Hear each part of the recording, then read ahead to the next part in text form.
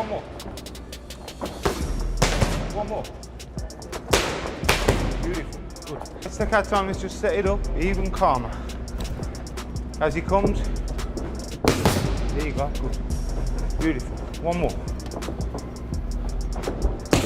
There you go. Beautiful. That region. Anytime you move, that should be that. That should be that. Yeah. And then the controls down the middle. All right. Yeah. That's what control smooth. Relax. Relax. Anthony Joshua is locked in and grinding as he prepares for Jake Paul. The first episode of All Access drops you right into the heart of a real heavyweight training camp. Not the polished promo clips, but the raw day-to-day work. Netflix's behind-the-scenes build-up makes it instantly clear how seriously AJ is taking this fight. The moment Joshua steps into the gym, two things jump out. First, the sheer size. He looks massive. Second, the way that size moves with purpose. Nothing about his physique feels cosmetic. Every muscle looks like it was built for impact. Fast, sharp, and functional. The cameras linger on the quiet details. AJ rolling his shoulders, loosening his hips, flicking out a slow shadow punch. That slow punch isn't slow at all. It's him dialing in timing, rhythm, and flow. 1 minute, he's pushing insane weight in the strength room. And the next, he's back on the mitts, adjusting tiny angles and foot positions with his coach. That back and forth, the power work, the precision work, is the heartbeat of the episode. It shows exactly why preparing for a fight at this level is equal parts brutality and mastery. A picture of AJ from his Instagram on Saturday night, right? And he was like in with, was it Skins, I think? Skins. Yeah. With two girls, right? Going, great to be out at the gym, enjoy. You know. So my mate sent me a message going, are you happy about this? Right? Going, I know. He goes, and I said, I was quite surprised. I was like, oh, he didn't stop saying how tired he was the other day. Do you know what I mean? So I sent him a message going, not too late, please. Yeah.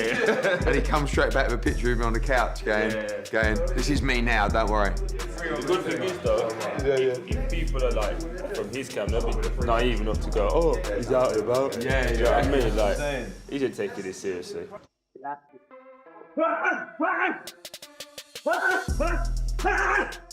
You got to tick all boxes with boxing because it's physical.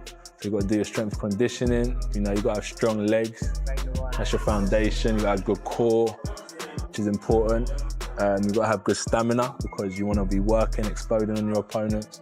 It's the first one to get tired. You break your opponent down, and when he starts getting tired, you pounce on him. The most important is the training with your coach and the sparring. When you've got your strength, your legs are strong, your core is strong, you're fit, you then go and work on your technique and how to improve, Pad work feels almost zen-like. Joshua's coach calls out sequences, and you can see the muscle memory built from countless hours in the gym. Little tweaks show up too. The higher guard, the sharper pivots, the constant reminder to stay loose until it's time to detonate. This is where raw strength gets shaped into controlled, fight-ready power. The episode makes one thing obvious. AJ isn't training to look impressive online. He's training to turn his size into clean, efficient, single-shot damage while staying balanced and conditioned for 8 demanding rounds. Netflix captures every intentional detail, from driving off the lead foot to resetting his stance after each burst. Beautiful. That's beautiful boxing. Good. That's lovely, Josh. And again, pop that long jab. There you go. And again. There you go. Good. Beautiful. Pop that long one too. Up on your throat. Good. One more. One more. Beautiful. Good. That's what we've got to bring him on to. Nobody can take them. Who can take them? Nobody. Yeah. Downstairs. Beautiful. Good. Set him up again with that feint. Breathing. Breathing. Feinting. That's it. Nice and calm. Beautiful. We go with that 1-2 again. There you go. Beautiful. As long as you do the timing on it, that's all that matters. Because early on, if you look for power, you waste energy. Exactly. Then that power evaporates. When they're tired, you ain't got the power to take them out. So you got to open up in the gap for no reason. So just relax, flow. Just pop off Good that feet, reach. you were saying, little Just head pop movement. off that reach. And any time you move, that should be that, that should be that, yeah? And then the control's down the middle, all right? Yeah. That's what. The sparring featured in the episode is a masterclass in organized chaos. Anyone who's been in a real camp knows sparring is where confidence gets tested and reality steps in. Joshua rotates through multiple partners, some chosen for speed, others for tricky left-handed rhythms, and a few just to make him stay sharp under pressure. The rounds are fierce but controlled. His coaches clap often, not as applause, but as signals for tiny adjustments they want drilled into memory. When Joshua eats a clean punch, it's broken down instantly, almost like reviewing a bad move on a board. Why did it land? What cue gave it away? Correct it. Reset. Run it again. That cycle is what transforms preparation into performance. The cameras capture those intimate in-between moments too. Steady breathing, glove bumps after a tough round, quiet words with partner, and the subtle checks of foot placement and ring awareness.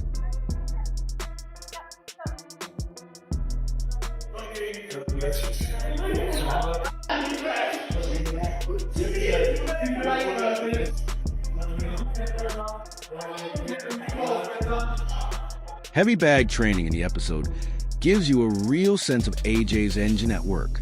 His shots are powerful, but never reckless. The bag becomes both a rhythm guide and a reflection of his intentions.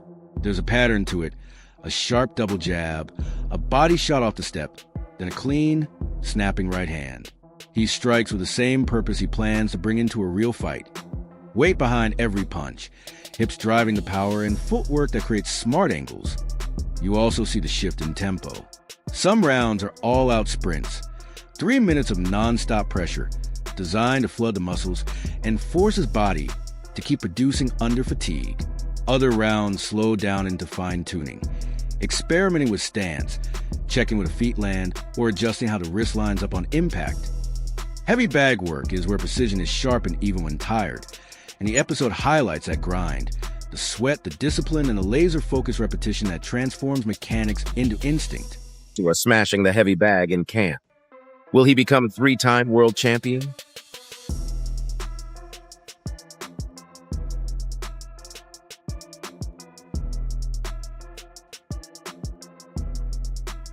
There are quieter moments in the episode where AJ sits between rounds, breathing deeply behind a training mask, heart monitor flashing beside him.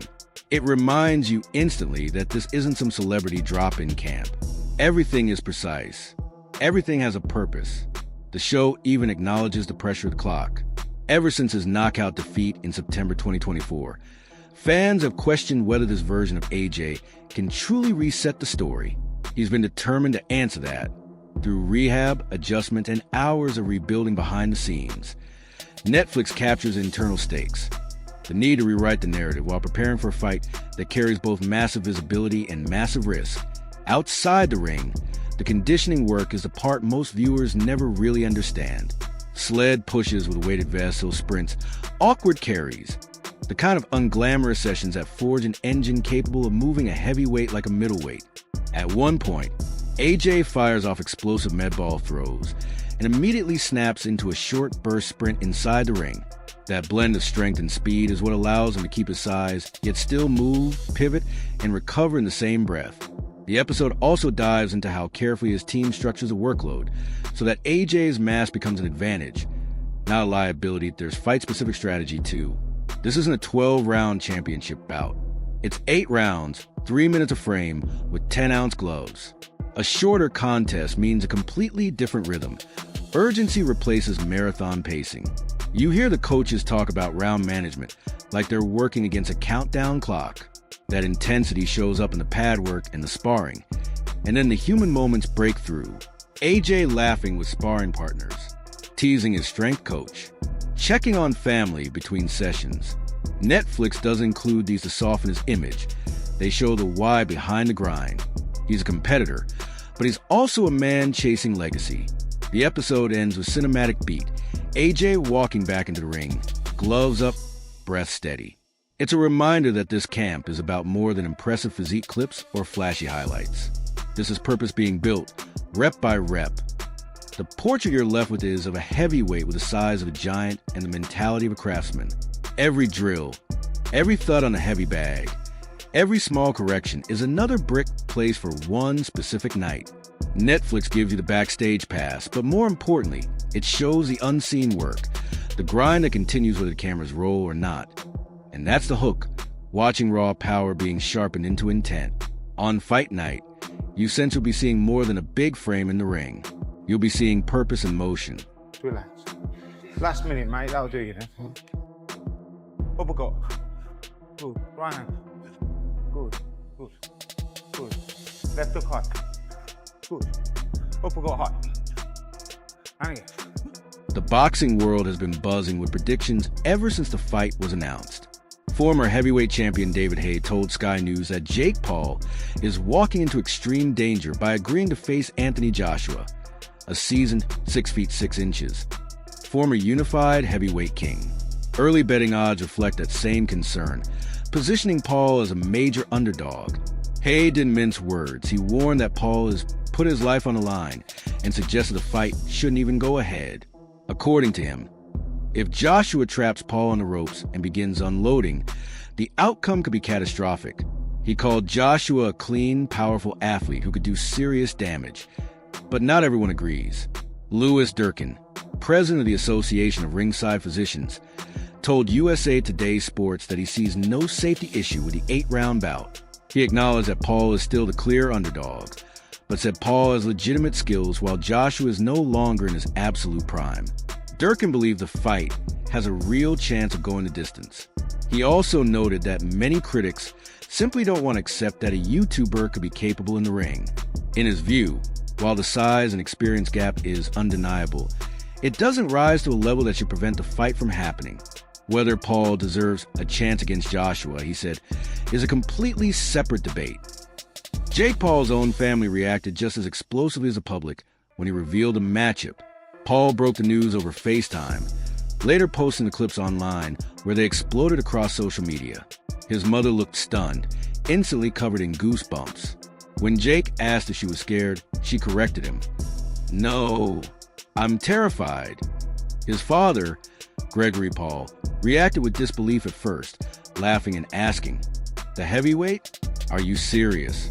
But after taking a moment, he backed his son fully, saying, "What's the world gonna say when you knock him out?" Jake responded confidently, "I know it's going to happen." Logan Paul's reaction was a mix of panic and excitement. He stared at the camera, speechless for a moment, before blurting out, "Is this dude out his mind?" Fans online said they felt exactly the same, nervous, thrilled, and curious. Jake Paul has already taken unconventional risks in his short career. He defeated former champion Julio Cesar Chavez Jr. last June and later won a decision against Mike Tyson, even though Tyson was nearly 60 at the time. But facing Anthony Joshua is an entirely different level. Joshua has knocked out elite fighters like Vladimir Klitschko and Alexander Povetkin and remains one of the most dangerous punchers in the division. Saudi boxing chief Turki Alashik added fuel to the debate when he said publicly that he wants Joshua to knock Paul out. During an interview on The Boxing Voice, he explained that an AJ knockout would solve the headache of dealing with Paul, but also warned that if Paul somehow wins, it would mean Joshua is finished and Paul would deserve an official ranking. Alashik said he's absolutely confident Joshua can stop Paul, even joking that he wants a fight to feel like 9-1, implying total domination. Some analysts agree, predicting Joshua could end the fight quickly, even in the opening round. But rising heavyweight Lawrence Oakley offered a different view, saying he thinks Joshua might not rush for an instant finish. According to him, if Jake Paul manages to land something clean, the fight could become surprisingly interesting. Despite all the uncertainty, one thing is clear. Stepping in with a former heavyweight ruler is earning Jake Paul genuine respect from fans, fighters, and critics. Logan Paul joked with his brother about the decision, asking, "Were you on something when you called out Anthony Joshua?" Jake answered bluntly, "I want to be heavyweight champion." His chin is gone. Logan pushed back, reminding him, "But he's still Anthony Joshua." Jake dismissed that, saying Joshua has no rhythm and no skill, just power. And now, the world gets to watch whether that confidence is genius or insanity. thing is crazy. Is that a real conversation? Jake's a fucking lunatic, and it's probably real. I saw Joshua knock out Francis Ngannou, and the guy was like out cold for 5 minutes. And this is a guy who had never been knocked down, let alone knocked out. If he steps in the ring with him, and actually a bell rings and there are punches thrown, every bit of Jake Paul is not a real boxer conversation. Jake Paul has built a 12-1 record largely by beating older, smaller, or less experienced opponents. But on December 19th, he steps into an entirely different world. Anthony Joshua, a former unified heavyweight champion standing 6 feet 6 inches, is by far the biggest challenge of Paul's career that a recent press release confirms several key details about the matchup. First, it will be a fully sanctioned professional heavyweight bout, officially counting on both fighters' records. Now, Kissa Darian, co-founder and CEO of Most Valuable Promotions, revealed that Joshua's weight will be limited to 245 pounds. The fight is scheduled for 8 3-minute rounds, and both men will wear 10-ounce gloves, the same glove size Joshua has used his victories over Francis Ngannou, Vladimir Klitschko, and other elite competitors. The setup signals that this isn't an exhibition. Both fighters will be looking for a knockout in front of a massive global audience at the Kasia Center. This will be Joshua's first fight since suffering a knockout loss to Daniel Dubois in September 2024. At 36, the former champion says he's returning with a vengeance. In the press release, he promised fans a dramatic comeback. Jake or anyone can get this work. No mercy. I took some time out, and I'm coming back with a mega show. I'm here to do massive numbers, break every record, and stay cool while doing it. I'm about to break the internet over Jake Paul's face. UFC and Zuffa Boxing CEO Dana White reacted sharply when asked about the matchup. "Oh, Jesus, that a bad idea," he said, laughing at the thought of Paul stepping in with a heavyweight of Joshua's caliber. But he acknowledged that millions will be watching. Everybody knows exactly what they're tuning in for, and I think they'll finally get it. Joshua is no stranger to crossover fights. In 2023, he demolished former UFC heavyweight champion Francis Ngannou in 2 rounds. Now he's looking to reestablish momentum after the Dubois defeat, with this fight serving as a potential springboard toward a February bout in Saudi Arabia, and possibly a Tyson Fury showdown later in the year. Meanwhile, critics of Jake Paul are lining up, convinced that the outspoken 28-year-old is about to be flattened by one of boxing's most dangerous punchers. Still, Joshua hasn't been among the loud detractors. Rather than mock Paul's rise, AJ has often praised him for taking risks that even experienced fighters avoid. Before they ever agreed to face each other, Joshua defended Paul in interviews. "He's good for boxing," AJ said. "No amateur experience, throwing himself into deep water, putting himself under pressure. He'll learn more than most fighters do. Good luck to him." Jake Paul's path through boxing has been unconventional from the start. After gaining fame in YouTube crossover events, he began picking off aging MMA names. In 2021, he knocked out former UFC welterweight champion Tyron Woodley after previously beating Ben Askren. Even though the knockout went viral, many traditional boxing fans dismissed Paul entirely. That criticism intensified as he continued defeating past prime MMA fighters. But now, by signing to fight a former heavyweight champion, Paul is pushing back against every accusation about his resume. This is not an influencer fight. This is not an exhibition. This is Jake Paul stepping into the ring with a fully armed, fully trained, full-size heavyweight destroyer. Whether it ends in a historic upset or a brutal reality check, the world is about to witness it live. They said, fight a real boxer. They said, fight someone your size. They said, fight a world champion. We looked at a long list of supposed... Jake Paul's career took an unexpected turn when his planned fight against the much smaller Gervonta Tank Davis collapsed. Instead of facing a lightweight star, Paul now finds himself moving in the opposite direction, straight into the path of Anthony Joshua. At his peak, Joshua was one of the most dominant heavyweights in the world, with explosive knockout wins and championship belts to prove it. Paul has openly admitted the scale of the risk. Joshua is nothing like the retired MMA fighters or mid-level boxers Paul has beaten before. This is a full-fledged heavyweight with genuine one-shot knockout power. Two-time heavyweight champion, Olympic gold medalist, Paul said while talking about AJ, "While he was winning gold, I was making vines in high school. He's a knockout machine whose fights can end in seconds. I'm not gonna lie, I'm a little scared. Paul also took a jab at Eddie Hearn while acknowledging the backlash surrounding the matchup. Yes, Lil Josh assigned my enemy Eddie Hearn. I know Eddie and the haters said I'd never take this fight. Even my own friends and family didn't believe it. This fight only became reality because the Davis matchup fell apart. Paul addressed the situation bluntly. The truth is, Tank's past is his past, and we accepted that. But when you bring the past into the present with domestic violence, you're out. Period. He fumbled the biggest bag of his career and ruined a relationship with the biggest streaming platform in the world. Despite heading into the most dangerous fight of his career, Paul insists he's ready to shock the world. Make no mistake, this is the biggest fight of my life. I'm walking into the lion's den. I'm doing something no one has ever done. On December 19th, live on Netflix, I will knock out, defeat, and embarrass Anthony Joshua.